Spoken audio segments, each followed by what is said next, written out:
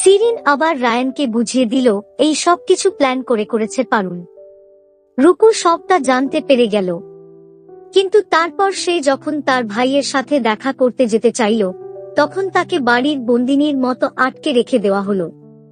ওদিকে রায়ান বাবু আবার রাস্তাঘাটে মারপিট শুরু করে দিল। তারপর বাড়িতে পৌঁছেই টানতে টানতে পারুলকে ভেতরে ঢুকিয়ে আবার হনহন করে বেরিয়ে চলে গেল। তারপর পৌঁছে গেল তার বান্ধবী সিরিনের কাছে। শিরিন তো সবটা শুনে একবারে অবাক। আর যেই ছেলে এমনিতেই ইচ্ছের বিরুদ্ধে জোর করে বিয়ে করে ফেঁসে গেছে, কোথায় তাকে ভালো ভালো কথা বলে সান্ত্বনা দেবে, না উল্টে তাকে আবার পারুলের বিরুদ্ধে বিষিয়ে দিল। তার কথা মতো পারুল সবটাই ইচ্ছে করে প্ল্যান করেছে রায়ানকে ফাঁসিয়ে বিয়ে করবে বলে। ওদিকে বসু বাড়ির সবাই বাড়িতে ফিরে আসে। বাড়িতে এসেই দেখে নতুন বউ তো আছে, কিন্তু বাড়ির ছেলে নেই। আর কি, তারপরেই শুরু হয়ে যায় শাশুড়ি খেলা।